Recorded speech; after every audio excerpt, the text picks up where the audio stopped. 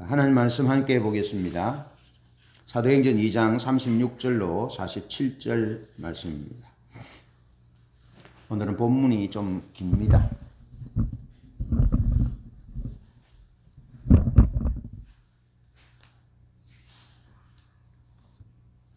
사도행전 2장 36절로 47절 제가 봉독합니다. 그런즉 이스라엘 온 집은 확실히 알지니 너희가 십자가에 못 박은 이 예수를 하나님이 주와 그리스도가 되게 하셨느니라 하니라. 그들이 이 말을 듣고 마음에 찔려 베드로와 다른 사도들에게 물어 이르되 형제들아 우리가 어찌할꼬 하거늘. 베드로가 이르되 너희가 회개하여 각각 예수 그리스도의 이름으로 세례를 받고 죄 사함을 받으라. 그리하면 성령의 선물을 받으리니 이 약속은 너희와 너희 자녀와 모든 먼데 사람 곧 주 우리 하나님이 얼마든지 부르시는 자들에게 하신 것이라 하고 또 여러 말로 확증하며 권하여 이르되 너희가 이 패역한 세대에서 구원을 받으라 하니 그 말을 받은 사람들은 세례를 받음에 이날에 신도의 수가 3,000이나 더하더라.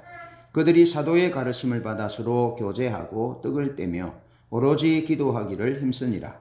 사람마다 두려워하는데 사도들로 말미암아 기사와 표적이 많이 나타나니 믿는 사람이 다 함께 있어 모든 물건을 서로 통용하고 또 재산과 소유를 팔아 각 사람의 필요를 따라 나눠주며 날마다 마음을 같이하여 성전에 모이기를 힘쓰고 집에서 떡을 떼며 기쁨과 순전한 마음으로 음식을 먹고 하나님을 찬미하며 또 온 백성에게 칭송을 받으니 주께서 구원받는 사람을 날마다 더하게 하시니라. 아멘. 여러분 오늘날 교회는 안팎으로 많은 어려움에 봉착해 있습니다.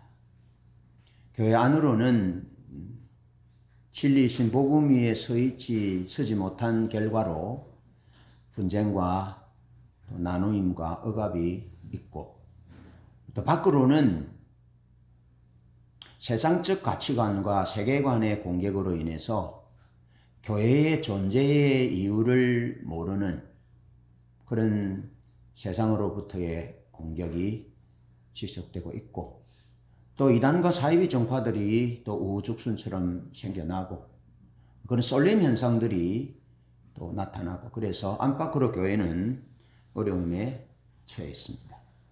그런데 이런 어려움은 교회가 오래전부터 수백 년, 수천 년 전부터 당해왔던 것입니다. 예. 여러분 적당하게 좋은 것이 좋다라는 사람은 적이 없습니다. 그러나 분명한 기준과 진리를 가지고 사는 사람에게는 자신들의 삶이 거룩하지 못하고 부족하기 때문에 상대적으로 괜히 미워하기도 하고 공격하기도 합니다.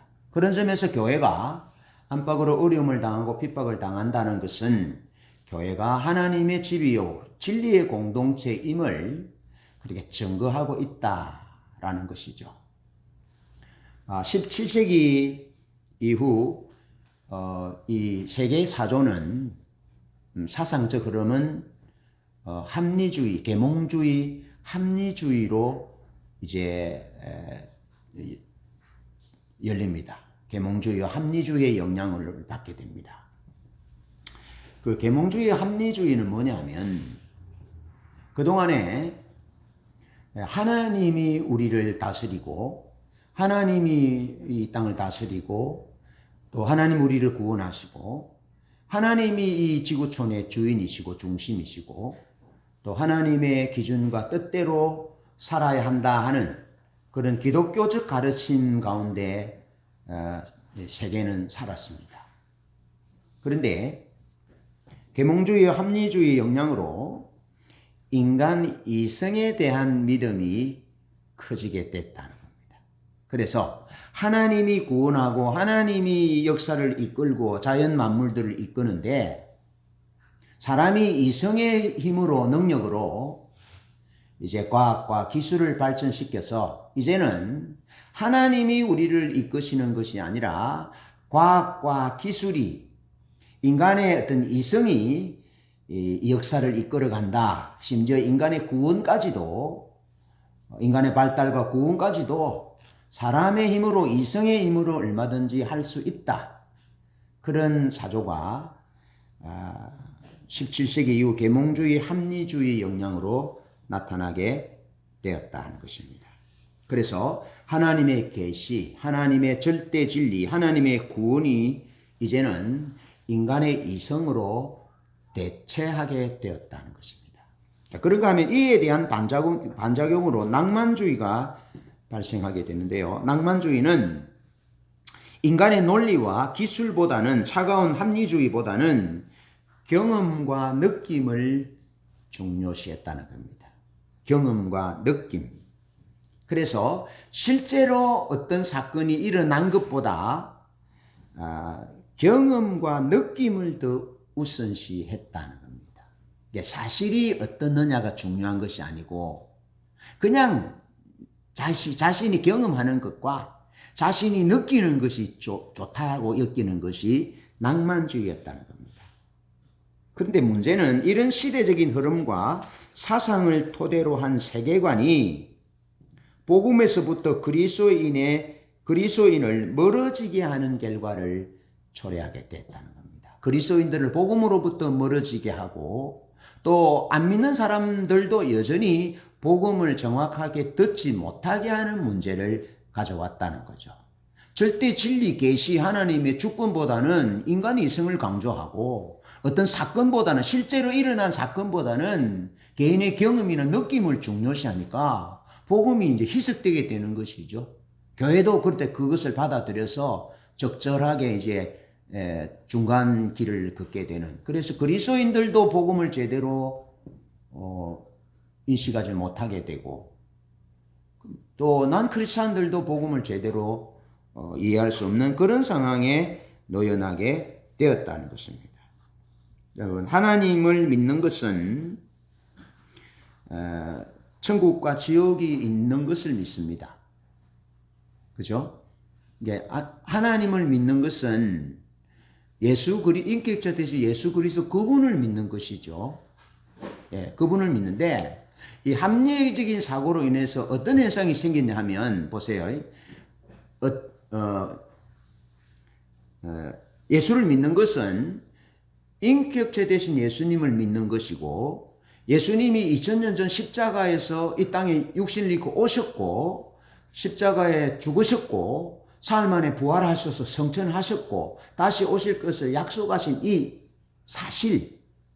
사실을 토대로 해서 믿는 것이잖아요.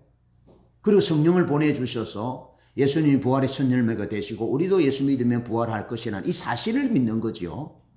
이 사실 가운데 이제 하나님이 성령으로 임하시는 임재도 있고 하나님을 경험하는 것도 있는데 이 합리주의, 낭만주의의 이 영향으로 인해서 어떤 현상이 왔느냐 하면 예수를 믿는 것은 천국과 지옥이 있는 것을 믿는 것으로 대체했다는 겁니다.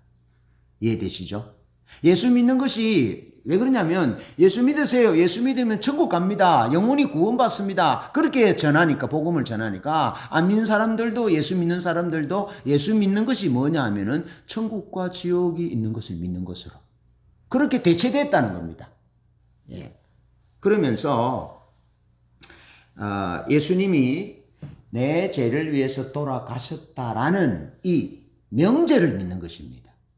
인격자 되신 예수 그리스도를 믿는 것이 아니고 예수님이 내 죄를 위해서 돌아가셨다라는 이 문장, 이 명제, 그것을 믿는다는 것입니다. 그렇게 믿는 믿음이 변질됐다는 겁니다. 왜곡되게 됐다는 것입니다.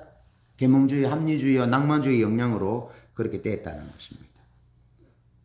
인격체를 믿는 대신 명제와 논리를 믿게 됐다는 것입니다. 교회도 사실은 명제와 논리를 가지고 변정하게 되거든요. 그러다 보니까 예수 믿는 사람들조차도 그런 인식을 가지게 되는 것입니다.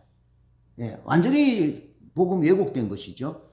그런가 하면 임재와 경험을 낭만주의가 강조한 나머지 음악이 주는 감성에 호소하는 겁니다. 그래서 파이프 오르간이나 뭐 이런 분위기를, 감정에 호소하는 분위기를 다 고조시키고, 이해되시죠? 그렇게 또 하고, 그 다음에 이제 빠른 비트의 열정적인 찬양들이 있잖아요. 열정적인 그런 찬양들을 통해서 감정에 호소하는 겁니다. 그래서 한번 보십시오. 우리는 하나님 앞에 찬양과 경배로 나갈 때 감정에 호소하지 않습니다. 감정에 호소하지 않고 가사 하나하나에 직접 합법으로 마음을 담아서 그렇게 고백하여 나갑니다.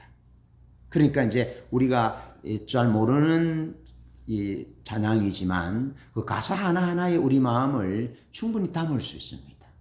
예. 주님이 찬양 할렐루야, 주님이 사망 권세를 깨뜨리시고 부활하셨습니다. 그러면서 그 가사 하나에 우리 마음 하나를 담는 것인데 그냥 사운드라든지 분위기라든지 그런 데 분위기 때문에 감정에 호소하는 그런 예배를 우리는 지향하지 않습니다.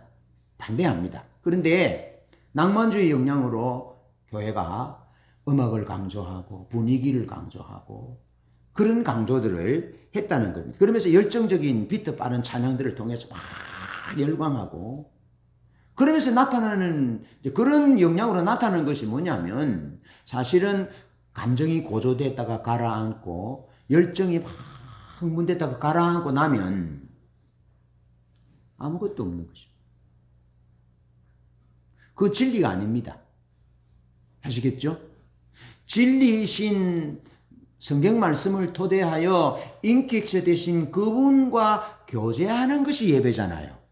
그분과 교제하고 그분께 내 마음을 드리고 내 사랑을 드리고 그럼 그분이 성령으로 우리에게 감동하시기도 하고 말씀하시기도 하고 성령의 은사로 임하기도 하고 그렇게 하시는 거죠. 그렇게 해서 예배 가운데 성령께서 우리에게 말씀하시고 성경을 통해서 말씀하시고 감동을 통해서 말씀하시면 그것이 뭐 흥분 상태에서 막 분위기에 젖어서 가는 것이 아니고 우리가 인격 대 인격으로 조용히 찬양을 드리고 경배하고 사랑을 드리면 인격체 되신 하나님이 우리에게 말씀하시는 겁니다.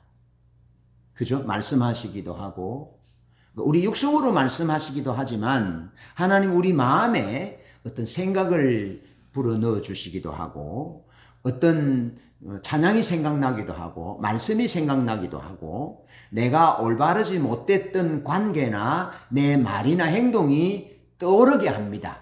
그래서 그것이 하나님의 기준에서 잘못된 관계였고 말이었고 행동이 있고 생각이었다는 것이 성령의 빛으로 감동으로 우리에게 말씀하면 그러면 우리가 그것을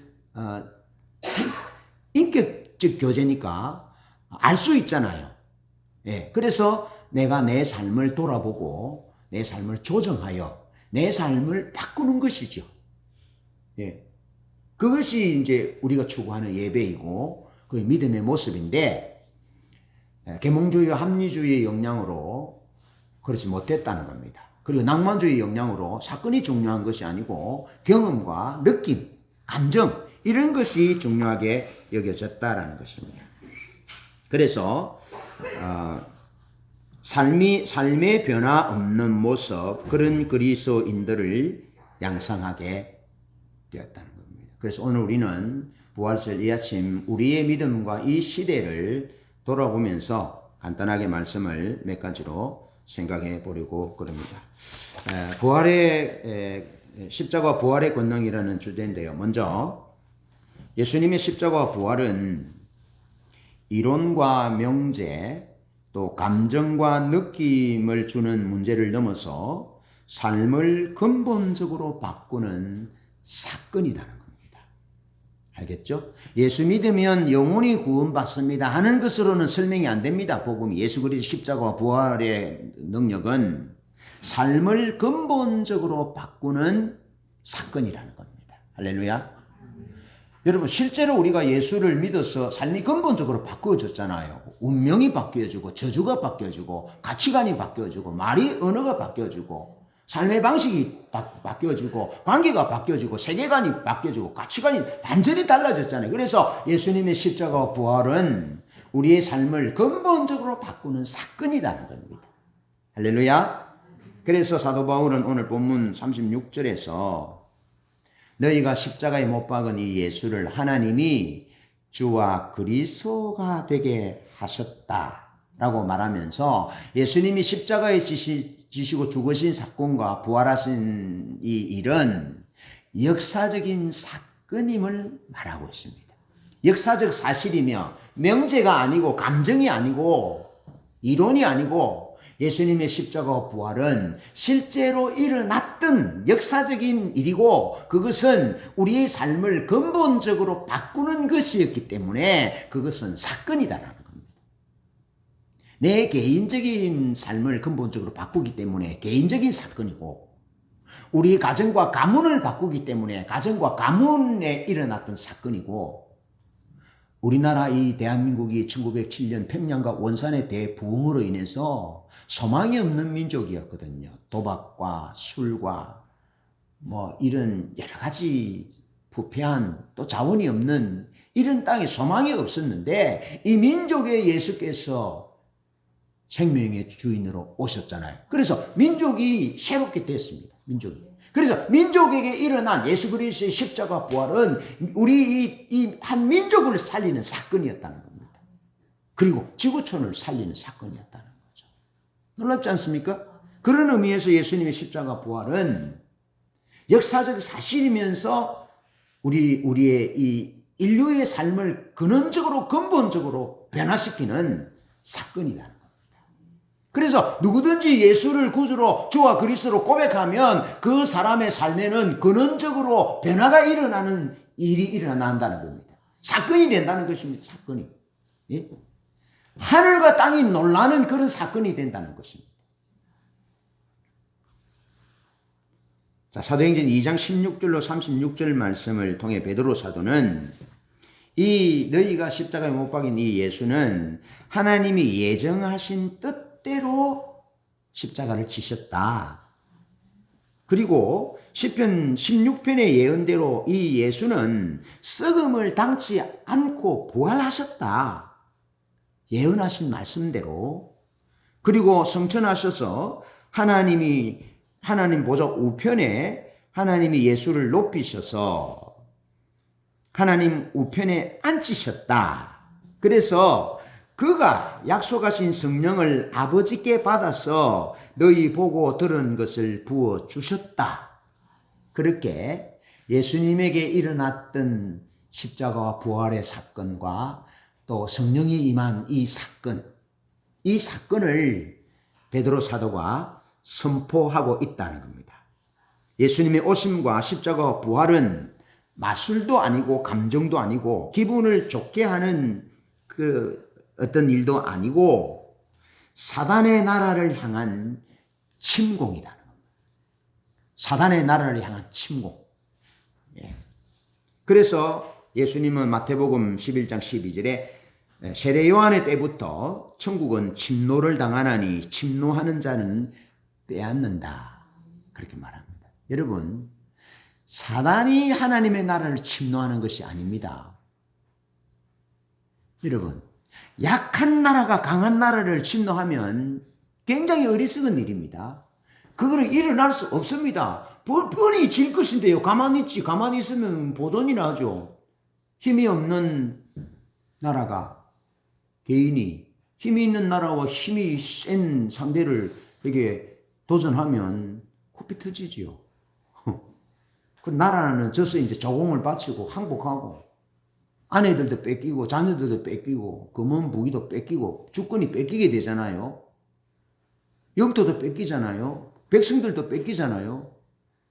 그러니까 힘이 없는 개인이나 나라가 힘이 있는 상대에게 침공하지 못합니다. 그러니까 사단이 하나님의 나라를 침공하는 것이 아니고 하나님이 사단의 나라를 침공하신 겁니다.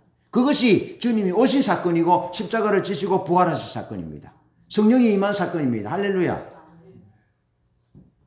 사단의 나라는 침공을 당했다는 것입니다. 예수님으로 인해서. 그러면서 고린도전서 15장 3절로 4절에 예수께서 성경대로 죽으시고 성경대로 살아나셔서 사단의 질서를 깨뜨리셨다는 겁니다. 예? 사단의 질서를 바꾸셨다는 것입니다. 그것이 예수님에게 십자가 부활을 통해서 일어난 사건이라는 겁니다. 그래서 예수를 믿으면 사단의 압제하에 있었던 우리의 모든 삶의 패턴이 운명과 저주가 바뀌어지는 것입니다. 여기 제가 여러분의 목사인 제가 그게 표정이잖아요. 8명의 형제 중에 5명이 죽었는데 예수 믿고 3명이 살았다. 예수 믿은 고모, 예수 믿은 부만, 이모 집도 그렇고 고모 집도 그렇고 아버지 집도 그렇고 예수 믿은 사람만 사단의 저주로부터 바뀌어졌으니까 살았다는 겁니다. 장수하고 건강하고 목사가 되고 행복하게 살게 하나님 살게 하셨다는 것입니다. 사건이죠. 그리고 제 생애에 있어서 가장 큰 사건은 내가 예수 믿은 겁니다. 예, 예수 믿은 겁니다. 사건으로 보셔야 된다는 겁니다. 감정이 아닙니다. 그냥 맹제도 아닙니다. 이론도 아닙니다. 예수님의 십자가와 부활은 실제로 우리의 삶을 바꾸는 사건으로 일어났다는 것입니다. 그래서 예수 믿으면 십자가에서 약속하신 피 흘리신 대로 우리가 죄 용서받고 우리가 구원 얻고 우리가 부활의 존재로 보정받는다는 거죠. 두 번째, 부활을 경험한 삶의 변화가 사건인데, 두 번째로 주인이 바뀌었다는 겁니다. 주권이 회복됐다는 겁니다. 예수 믿는 것은 주인을 바꾸는 겁니다. 주인을. 복음의 능력을 가장 강력하게 보여주는 선언이 너희가 십자가에 못 박은 이 예수를 하나님이 주와 그리스도가 되게 하셨다. 주와 그리스도가 되게 하셨다. 예수님이 메시아가 되시고 예수님께서 왕이 되신다는 것입니다. 그리고 왕은 어떻게 하면 고대 왕은 백성들을 책임지는 이가 왕입니다. 전쟁에 나가서 왕을 대신해서 군사를 이끌고 나가서 싸우고 백성들을 지키고 영토를 지키고 재산을 지키고 안정을 지키고 주권을 지키는 것이 왕이 하는 일입니다. 그런데 예수께서 우리의 왕이 되신다는 것입니다. 여러분, 예수님 같은 왕은 없습니다. 예수님 같이 완벽한 왕은 없습니다. 완전하신 왕, 전능하신 왕은 없습니다. 예수님 같이 자기 백성을 위해서, 자기 백성을 살리기 위해서 죽어주신 왕은 없습니다. 자기 백성을 온전히 죽으시고 희생하신 왕, 예수님 같은 왕은 없습니다. 뭐 비슷하게 좀 닮아가는 왕이 있을 수는 있지만 예수님 같은 왕은 없습니다. 그 예수님이 이 땅에 오셔서 십자가를 지시고 부활하심으로 인해서 그분이 우리의 왕이 되셨고 그분이 우리의 운명의 저주를 죄를 끊으시는 메시아가 되셨다라는 선언을 36절에서 하고 있는 것입니다. 주권이 회복됐다는 것입니다. 그래서 주님이 부활의 첫 열매가 되셨기 때문에 우리가 부활할 것이고 주님이 보증으로 계약금으로 우리에게 성령을 보내어 주셨고 그리고 우리 성령을 받았잖아요. 그리고 죽음이 정복된 것입니다. 할렐루야. 죽음이 정복된 것입니다. 그래서 예수를 자신의 왕으로 예수를 메시아로 고백하는 자는 죽음이 정복된 것입니다. 죽음을 이긴 자입니다. 세상의 가장 강력한 능력이 죽음인데 그래서 세상 사람은 죽음 앞에 벌벌 떨지요. 꼼짝 못하지요. 예. 그래서 율법의 권능으로 사단이 사람들을 죽음이라는 것을 위협해서 자기 종으로 만들잖아요. 그런데 예수님을 주와 그리스도로 고백하는 자에게는 주권이 바뀌는 것입니다. 주인이 바뀌는 것입니다. 예수를 자기 주인으로, 예수를 자기 왕으로, 예수를 자기 메시아로 받아들이는 것입니다. 그것이 십자가 부활의 권능입니다. 십자가와 부활을 경험한 사람들이 받아들이는 것은 주권이 바뀌는 겁니다. 주인이 바뀌는 것입니다. 그래서 사도 바울은 고린도후서 5장 17절에 우리 새로운 피조물이다. 그리고 그리스도 안에 있는 자에게는 이제 새로운 피조물이다. 새로운 피조물이 되었다. 그러면서 세 번째, 주인이 바뀌자 사람을 대하는 방식이 달라졌습니다. 오늘 본문 말씀 2장 37절로 37절 42절 보면 콧대 높은 유대인들이 베드로 사도가 전하는 복음 선포를 듣습니다. 그러니까 마음에 찔려서 형제들아 우리가 어찌할꼬 그렇게 고백하고 성경을 이어서 말합니다. 사도들의 가르침을 받아 그렇게 말합니다. 여러분, 사도들은 갈릴리 촌놈들입니다. 갈릴리 사투리를 씁니다. 갈릴리는 이방 땅입니다. 무식하다고 여깁니다. 그런데 그 갈릴리 사람들 베드로의 설교 가르침을 듣습니다. 콧대가 완전히 꺾여진 거죠. 그리고 사람을 대하는 방식이 달라지는 것입니다. 이것이 십자가 부활의 능력입니다.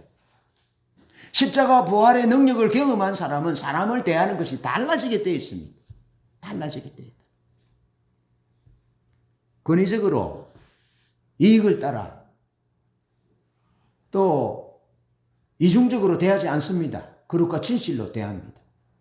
하나님을 대하듯이 대합니다. 그렇게 대하는 거죠. 그렇게 바뀌었다. 그러면서 2장 39절로 41절에 하나님의 약속 또 하나님의 구원의 범주를 유대인들은 자기들에게만 국한시켰잖아요.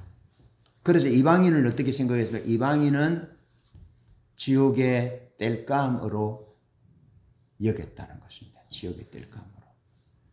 여러분, 이번에 공부하면서 사마리아를 왜 이제 유대인들이 사마리아 사람들을 사람 취급 안 하느냐라고 하면 그 아수르가 정책적으로 사마리아 사람들을 이제 데리고 가고 거기 이방 사람들을 살게 하잖아요. 그래서 이제 피가 섞였다. 그래서 이제 상종하지 않는다는 그런 이유도 있고, 그다음에 또 하나 우리가 알지 못하는 것이 있는데 예수님이 오시기 전 100년 전에 이스라엘과 사마리아 땅에 큰 전쟁이 있었다는 겁니다.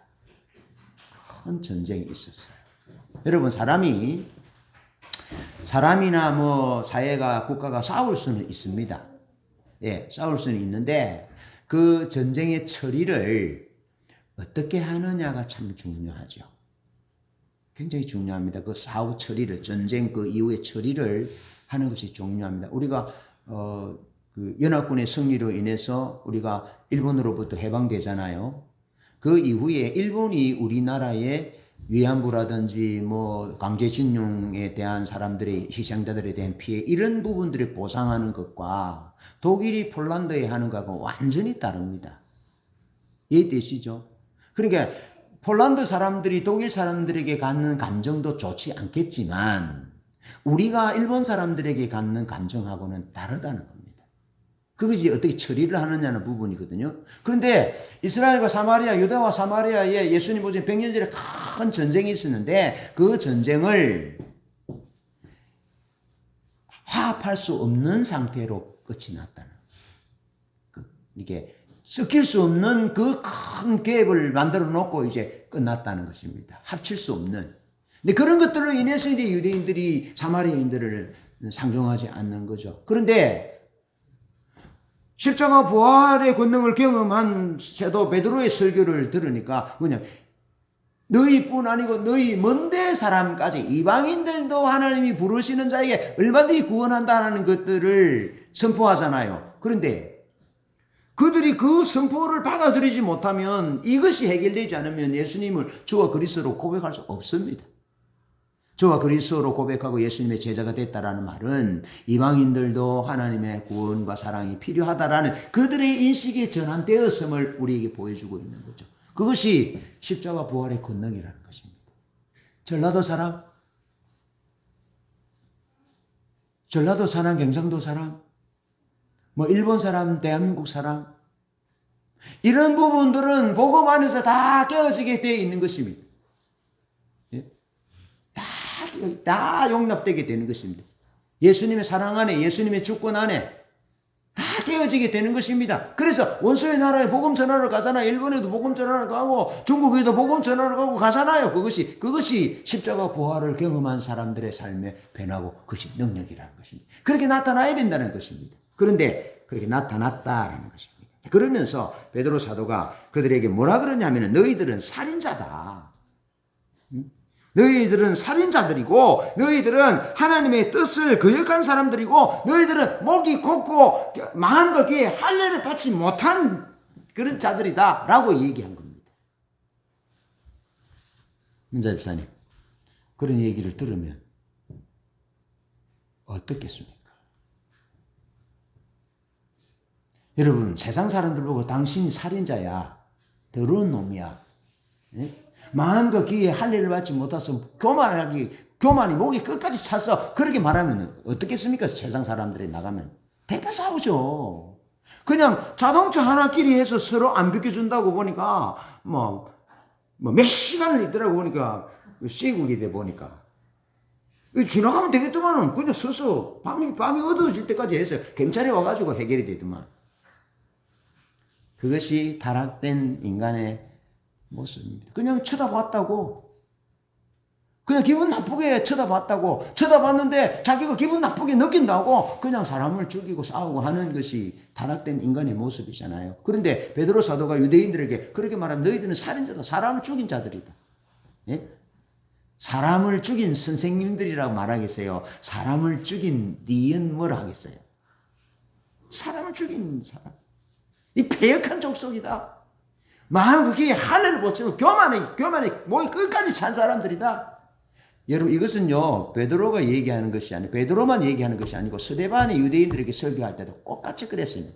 마음과 귀에 할례를 받지 목이 곱고 마음과 귀에 할례를 받지 못한 자들아 얘기하니까 스데반의 군중은 스데반을 죽였어요. 십자가 부활의 권능을 경험하지 못한 자들이지요. 그런데 베드로의 군중은 십자가와 부활의 권능 아래 항복하여 살인자다고 하나님의 뜻을 거슬렸고 고집이 세고 그런 자라는 얘기를 들어도 그들은 하나님의 말씀에 순종하기로 결단합니다. 제자가 됐잖아요. 제자가 됐다라는 말은 하나님의 말씀에 순종하기로 했다라는 겁니다. 그것은 주님의 방식으로 사람을 대하기로 결심했다라는 얘기입니다. 그러니까 단순히 예수 믿어 구원 얻는 영혼이 천국 가는 것이 아니고 예수님이 십자가 부활을 경험한 사람은 삶이 근본적으로 바뀌어진다는 것입니다. 삶이 근본적으로 바뀌어지는 그 가운데 하나는 사람들을 대하는 것이 달라진다는 것입니다. 사람을 대하는 것이 달라진다. 아주 오래전에 우리 누님이 참 마음 아파하던 것을 제가 기억하는데 그릇이 깨졌다네요. 우리 누님 영상으로 듣고 계시는지 모르겠습니다. 그릇이 깨졌는데 그릇 깨고 싶은 사람이 어디 있겠습니까? 실수로 깼겠죠.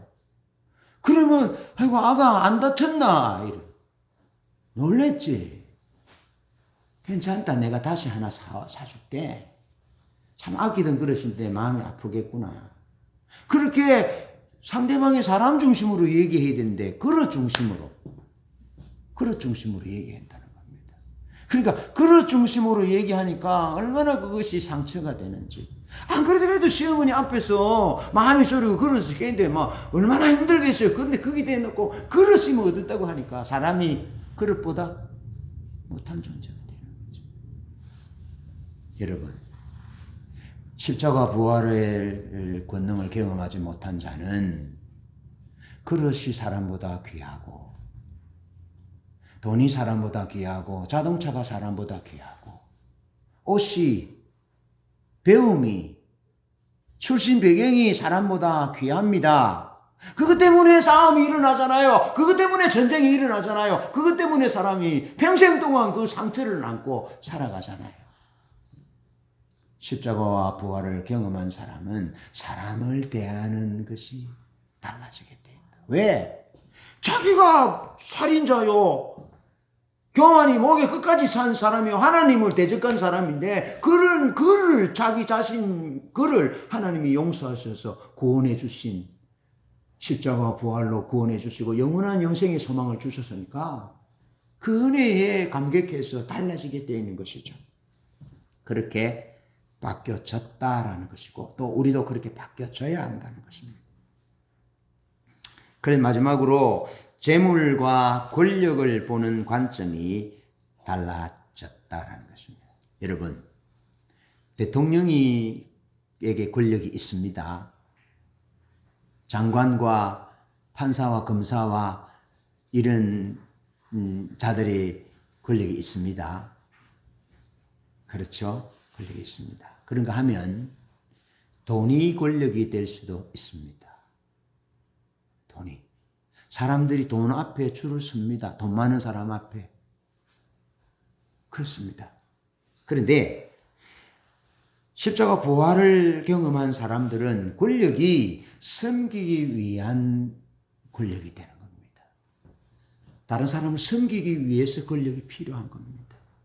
돈이 뭡니까? 다른 사람을 섬기기 위해서 돈이 있는 겁니다. 돈을 위해서 목숨을 거는 것이 아니고 사람을 살리기 위해서 기꺼이 세상 사람들이 생각하는 목숨과 같은 돈을 기꺼이 쓰는 겁니다. 그렇잖아요. 예?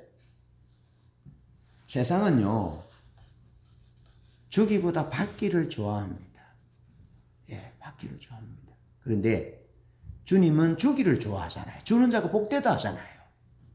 세상은 섬김 받으려고 그럽니다. 예? 공자의 사상이죠. 장유유습니다. 물론 맞지요. 그런데 복음은 사랑이 큰 자가 섬깁니다. 하나님을 사랑하는 자가 섬깁니다. 복음을 아는 자가 섬깁니다. 십자가 부활의 권능을 경험한 자가 기꺼이 섬기고 기꺼이 돈을 쓰고 기꺼이 종이 되는 것이죠. 그렇게 바뀌어졌다는 것입니다. 할렐루야. 이것이 십자가 부활의 권능이라는 것입니다. 그런 삶이 우리에게 다 나타났잖아요. 그리 됐잖아요. 사람을 대하는 방식이 다르고 물질과 권력의 방법들이 다 다르잖아요. 다 다른 것이죠. 그리고 십자가 부활이 우리 내 개인과 우리 가정과 우리 사회의 운명을 바꾸어 놓은 것이죠. 그렇게 실제 능력으로 나타난 것이죠. 그리고 실제로 명제와 감정이 아니라 이성이 아니라 그 십자가에 일어났던 역사적인 사건에 그 우리의 삶을 드리고 예수를 주와 그리스도 고백하고 그분의 통치를 받고 그분의 사랑 안에서 그분의 사랑받은 사람들을 섬기고 그를 섬기기 위해서 물질이 있고 그를 섬기기 위해서 우리의 건강과 권력이 있는 것이죠. 그래서 주님이 그렇게 말씀하잖아요. 세상은 섬김을 받는 자가 크지만 너희는 그렇지 않다. 너희는 섬기는 자가 되어야 되고 섬기는 자가 더 큰 자다. 그러면서 인자가 온 것은 섬김을 받으려 함이 아니라 도리어 섬기려 하고 자기 목숨을 많은 사람의 대속물로 주려 함이다 라고 말씀하셨고 그 말씀하신 대로 주님이 말씀하신 목적대로 십자가를 지셨고 우리 위해 죽으셨고 또 부활하셔서 성천하시고 성령을 보내셔서 우리도 부활의 둘째 셋째 만번째 열매가 될 수 있도록 보증금으로 성령을 주셨다는 것입니다. 예. 그래서 우리가 주장하는 것이 무엇입니까? 보증금을 주셨지 않습니까? 예. 보증금이 우리에게 있습니다. 그래서 우리 권리를 주장하는 거죠. 그래서 우리도 부활과 영생의 존재가 된 것이죠. 예수 그리스도에게 일어난 십자가와 부활은 세상을 근원적으로 바꾸어 놓았다. 이것이 복음이라는 겁니다. 영혼이 구원받고 영혼이 천국 가는 이 세상에서 저 세상으로 가는 그것이 아니라 십자가 부활 사건은 세상을 근원적으로 바꾸어 놓은 사건이다. 내 인생을 근원적으로 바꾸어 놓은 사건이다. 우리 집을 근원적으로 가문을 바꾸어 놓은 사건이라는 거죠. 이 사건은 능력 있는 삶을 가져왔고 사람들을 변화시켰습니다. 나를 변화시켰습니다. 우리 모두를 변화시켰습니다. 사람들이 하나님의 주권 아래로 돌아왔고 사람을 대하는 방식이 예수님처럼 대했으며 재물과 권력을 보는 관점이 세상과는 정반대였다라는 겁니다. 팀 켈러 목사님이 부활을 입다라는 책에서 들려주는 라브리 공동체의 이야기를 여러분들에게 들려드리면서 말씀을 정리하려고 그럽니다.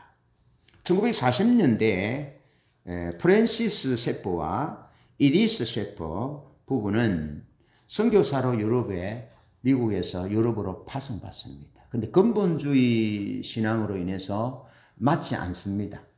예. 그래서 많은 어려움이 있고, 그래서 여러 가지 회의의 시간들을 거친 다음에 정통 기독 교리에 다시 헌신하게 됩니다.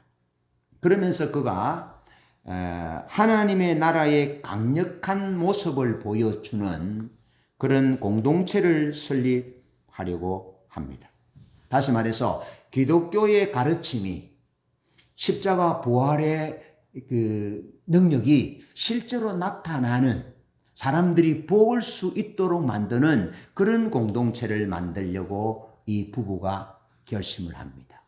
그리고는 실제 1955년에 이 부부는 스위스 알프스 작은 마을에 라브리 공동체를 세웁니다. 라브리라는 말은 프랑스어로 안식처, 피난처라는 뜻입니다. 근데 단순히 이제 스위스 로잔 대학이 있잖아요. 우리 선교회들 로잔 대회 뭐 하는데, 로잔 대학교에 다니는 맏딸이, 맞이 딸이 주말에 학생들을 자기 집으로 데리고 오곤 했답니다. 그래서 그 딸이 데리고 오는 그 아이들과 함께 산책하면서 걷고 또 먹고 대화하면서 라브리 공동체가 이제 시작되게 됩니다. 처음에는 그렇게 출발했습니다. 근데 셰프 부부는 당시 미국에 아직 만연하지 않았던 영적인 낯선 상황에 부딪혔는데, 여러분 이 계몽주의, 제가 서론에서 말했던 계몽주의, 합리주의, 과학의 발전으로 기술로 사람을 계몽시키고 하나님을 몰아내고 사람이 얼마든지 과학기술의 발달로 사람을 개선시키고 할 수 있다라는 생각이죠. 그래서 사람이 자기를 구원할 수 있다.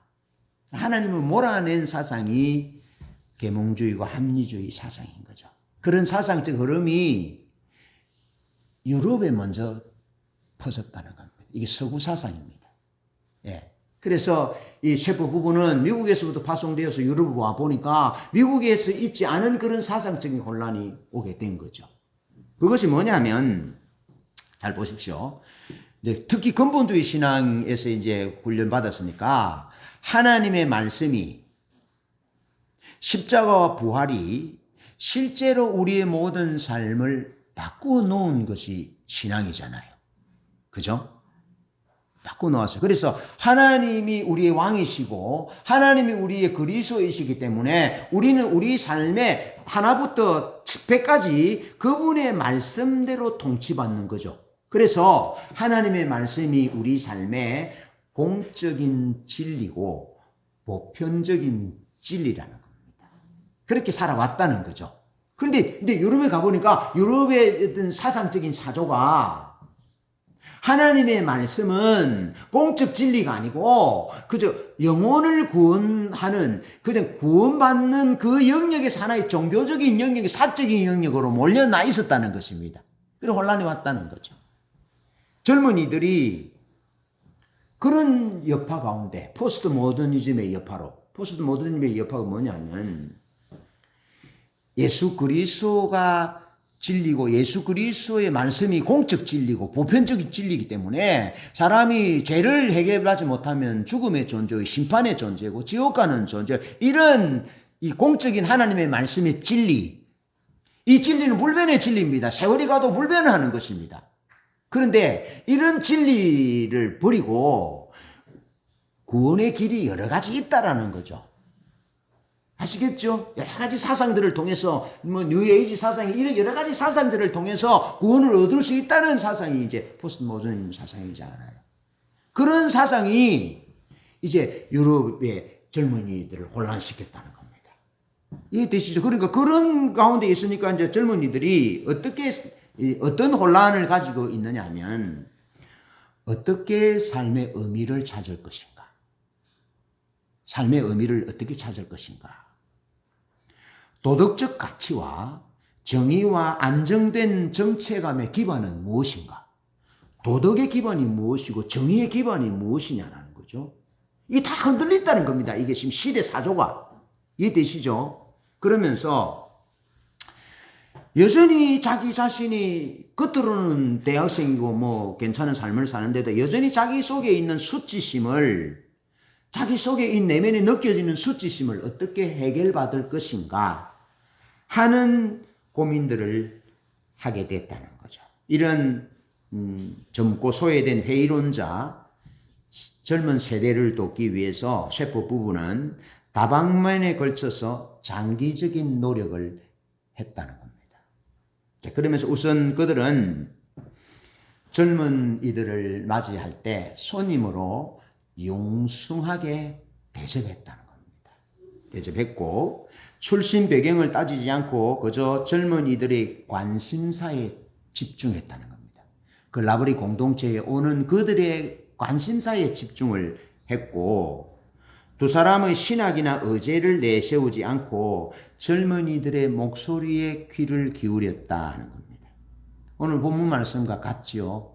사람들의 보는 관점이 달라진 것이죠. 재물을 모으려고 하는데 재물을 그들을 위해서 쓰려고 하는 것이죠. 그러면서 그들을 섬기려고, 그 젊은이들을 섬기려고 사상적인, 범람하는 사상적인 이 세상적 가치 가운데 흔들리고 있는 이런 도덕적인, 윤리적인 정의관이 흔들리고 있는 이런 부분들, 삶의 의미를 찾지 못하는 길이 뭐 수만 갈래가 있으니까 어디로 가야 되겠습니까? 그런 사람들을 섬기려고 하는 십자가 부활을 경험한 사람의 셰프 부부의 모습인 거죠. 자, 그렇게 자신들을 주장하지 않고 신학이나 의제를 주장하지 않고 오늘 학생들의 얘기와 관심을 집중해서 듣고 얘기하고 대접했다는 겁니다. 다만 인간의 다양한 딜레마에 대한 최고의 자원이 기독교에 있다는 확신은 끊임없이 표현했다는 겁니다. 이게 중요합니다. 끊임없이 표현했다는 거죠. 그러면서 셰프 부부는 정해진 의제와 커리큘럼에 따라서 시작한 것이 아니고 대화의 주도권을 학생들의 관심사에 맡겼다는 겁니다. 그러면서 학생들이 몰입하던 직업 분야와 예술과 문화에 이 셰프 부부도 적극적으로 참여했다는 겁니다. 그러면서 기독교적 가르침을 베풀었다는 겁니다. 기독적인 가르침을 말로 해서 그들을 굴복시키는 것이 아니고 기독교적인 가르침을 베풀었고 그런 가르침을 솔직한 질문에 대한 솔직한 대답이라고 칭했습니다. 그런데 셰프 부부가 라보리 공동체를 20년 동안 운영합니다. 20년. 그 20년간 수백 명을 넘어서 수천 명의 젊은이가 라보리 공동체를 거쳐갔고 또 집도 여러 채 좀 늘어났습니다. 도무지 아닐 것 같은 수많은 청년들이 그 기간에 기독교로 회심했습니다. 자신을 신앙으로 이끌어준 요인을 물어보면 그들은 그 공동체의 독특성을 말했는데 그 공동체는 한마디로 진리와 사랑이 균형을 이루고 있었다 였습니다. 진리와 사랑이 균형을 이루고 있었다. 그들에 따르면 사실상 다른 모든 공동체에서는 둘 중에 하나가 다른 한쪽을 압도하는 듯 했습니다. 예를 들어서 모두를 포용하는 모임은 관점이 상대주의적 관점입니다. 여러분, 기독교는 절대 진리입니다. 그러니까 모두를 포용하면 예를 들어서 뭐 불교나 이런 데는 다 좋잖아요. 적이 없는 거죠. 기준도 없는 거죠. 그것이 상대주의입니다. 여기 기독교는 상대주의가 아닙니다. 복음은 상대주의로 되면 안 됩니다. 상대를 이해하고 낮아지는 것이 중요한데 그래도 그랬잖아요. 셰프 부부는 다만 인간의 다양한 딜레마에 대한 최고의 자원이 기독교에 있다는 얘기를 말했다라는 거죠. 그것이 중요한 거죠. 그런데 이제 그 모두를 포용하는 모임은 관점이 상대주의적인 관점인 반면에 정통을 지향하는 모임은 잘못된 사람들을 배타적으로 대했다는 거죠. 예, 우리 기독교가 좀 그렇게 많이 하는 편입니다. 그런데 라보리 공동체는 어느 쪽 범주에도 들지 않았다. 거기서 보여준 영적 실제는 그렇게 예수의 가르침이 진리고 그것이 진짜라는 것을 보여준 실제는 공동체의 근간인 기독교의 메시지가 정말 진리가 아니고는 설명하기 불가능한 모습으로 나타났다는 겁니다. 라보리 공동체의 그 삶의 모습이 그렇게 나타났다는 거죠. 여러분, 그 아들이 프랭크 셰프인데 집안에 기독교 신앙을 거부하고 있었어요. 아들이. 그런데 그 아들도 이 사실만은 말하는데 셰프 부부는 기독교의 전통적 성윤리를 가르쳤습니다. 기독교의 전통적 성윤리는 예를 들어서 결혼을 남녀가 만나서 결혼을 함으로 부부가 시작되는 것이잖아요. 그런데 이제 어떻게 남자가 뭐 사랑이 불꽃이 띄면 우리 그렇게 됩니까? 그냥 결혼식도 하기 전에 이제 만리장성을 쌓는 경우들이 있잖아요.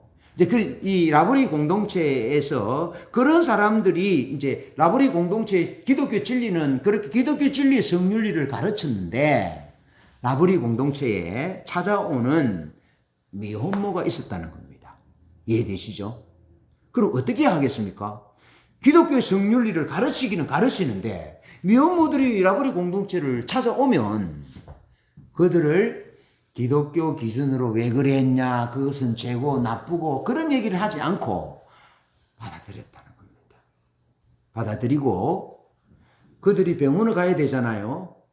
그러면 이건 주님의 관점에서 틀렸어, 잘못돼서 회개해야 돼, 그렇게 하지 않고 그 미혼모들을 데리고 병원으로 가서 아이가 잘 자랄 수 있도록 하고 치료받고 하는 이런 일들을 이 셰프 부부가 잘 도왔다는 것입니다. 그게 복음인 거죠. 제가 사천에 있을 때 높으신 분들이 교회 돈을 쓰시고 검찰에 고발이 된 거죠. 그래서 이제 소환 명령이 떨어진 거죠. 소환 명령이 떨어졌는데 그때 높으신 분들이 서류를 만들어 와가지고 내한테 도장을 찍어달라고. 나는 모르게 자기들이 해놓고 문제가 생기니까 도장을 찍어서 이건 목사님이 알고 있는 사실입니다라고 만들어 달라는 거죠. 여러분 그것도 어떻게 하겠습니까? 내가 교회 책임자인데 공금을 횡령했는데 그 도장을 찍어서 가면 공금 횡령죄가 내도 성립이 되는데 어떻게 하겠어요? 요 세부부 라브리 공동체 세부부부 공동체처럼 예레미야의 말씀이 내게 딱 생각나는 거죠. 그래서 예레미야가 바벨론이 쳐들어올 때 바벨론에 항복해라. 하나님이 항복하라 하잖아요. 그러면 성도 보존되고 가족들도 보존되고 농지도 보존될 것이다. 대신 이제 조공만 바치면 되겠죠. 그런데 백성들이 예레미야의 말을 안 듣잖아요. 그러면서 예레미야를 바벨론의 첩자니면 어떠냐 하잖아요. 그래 실제로 바벨론에 무너져서 이제 다 정복시키고 잡아갈 때 바벨론의 느부사라단 지휘관이 예레미야를 바벨론으로부터 예루살렘으로 남을 하잖아요. 그때 예레미야의 주장대로 말하면 예레미야도 바벨론으로 가야죠. 근데 예레미야는 바벨론으로 가지 않고 그 예루살렘에 남아있어요. 남아있는 백성을 위해서. 그리고 또 애굽으로 가지 말아라 하는데 또 애굽으로 나중에 또 같이 가요. 그래서 거기 근거를 해서 제가 도장을 찍고 책임지고 거기 막아섰거든요. 예, 그런 경험이 있어요. 그러니까 하나님이 이제 우리에게 승리하도록 긍휼을 베푸셨거든요. 이 라브리 공동체가 그랬다는 거죠. 찾아오는 미혼모들을 사랑으로 맞이했다. 혼전 임신이라는 오명을 붙이지 않았다. 찾아오는 정신질환자들도 마찬가지죠. 그렇게 사랑으로 대했다는 거죠. 여러분 예수님이 그렇게 하셨잖아요. 예수님이 건강한 자에게는 의원이 쓸데없고 병든 자에게야 의원이 있지 필요하지 않느냐. 그러면서 예수님이 병든 자, 상한 자, 세리와 죄인의 친구가 되어줬잖아요. 그것이 주님이 우리에게 보여준 복음의 모습이라는 거죠. 예. 기준을 먼저 갖다 대고 기독교 윤리가 뭐 어떠니 그렇게 얘기하고 오명을 씌우지 아니하고 그들을 사랑하고 위로하고 돌봐주면서 그들이 건강해지기를 그렇게 섬겼다는 그것이 라브리 공동체였다는 거죠. 자, 그러면서 그렇게 했더니 어떤 일이 일어났냐 한번 보십시오. 수십 년 동안 손님을 대접하느라고 셰프 부부는 재정적으로나 정서적으로나 큰 대가를 지불했습니다. 이 부부는 3년쯤 됐을 때 결혼으로 받았던 이 금부치 이런 거 있잖아요. 싹 바닥이 납니다. 바닥이 났다. 시트는 찢어졌고 양탄자는 떨어진 담뱃불이 구멍이 났고 집에 마약이 들어왔고 방마다 사람들이 토하지 않은 곳이 한 곳도 없었다. 이런 희생의 위력이 얼마나 대단했던지 다시 아들 프랭크의 증언이 이렇게 말합니다. 그 아들은 기독교 신앙을 상처가 됐는지 안 가졌다 했죠. 내가 보기에는 부모님의 긍휼은 한결같았다. 다른 사람들이 낸 세금으로 운영하려고 지원을 호소한 일도 없었고, 그렇다고 그들과 멀찍이 거리를 둔 게 아니라 직접 집을 개방했다. 그 결과 우리 집 식당에는 온갖 인간 군상이 다 모여들었다. 지적 능력도 다양해서 정신질환자로부터 옥스퍼드 대학생에 이르기까지 중간의 모든 단계를 망라했다. 어머니와 아버지는 조목조목 하나님을 논정했지만 어떤 말보다도 더 설득력 있었던 것은 두 분이 기꺼이 희생한 재물과 사생활과 시간이었다. 신변의 위협을 느낄 때도 있었고 이용당해도 괜찮다는 생각은 늘 기본이었다. 여러분, 십자가 부활을 경험한 자의 능력은 진리가 진짜임을 삶으로서 살아냈다는 겁니다. 네. 우리에게 던져지는 과제입니다. 우리가 믿는 진리, 우리가 믿는 주 예수 그리스도가 우리의 왕이요 주요 그리스도이심을 우리 삶으로 보여드리는 그런 부활의 권능을 소유하고 사는 우리 모두 되시기를 축복합니다. 아멘.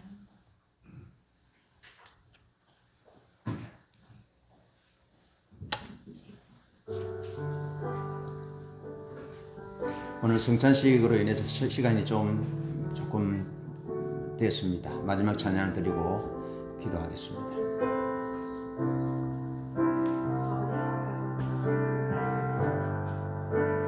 해와 달과 별 모두 빛을 잃고 세상의 구원자 죽으셨네. 십자가에 달려 보혈을 이셨네. 모든 저주가 지셨네.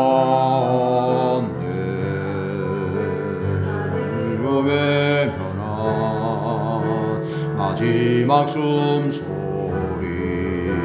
어둠 속에 주가 누이셨네. 무덤 속에 전투 죽음과 싸웠네.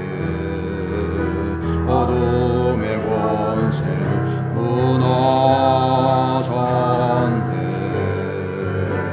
온 땅은 들리고 돌문이 열렸네. 이길 수 없는 완전한 사랑. 사망을 이느냐 부활하신 주님. 사망 권세 이기셨네. 영원히 영광 받으신 영원히 높임 받으신 영원히 승리하신 예수 사셨네. 내 주 사셨네.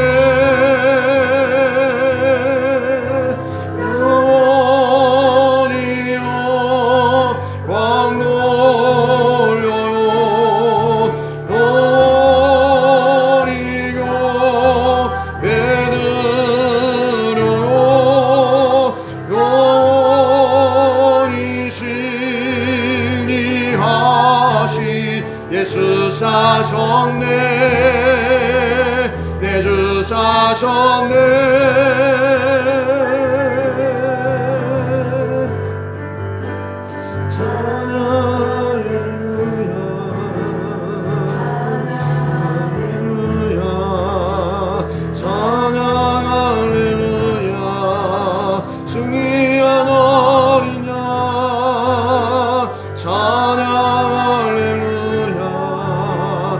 찬양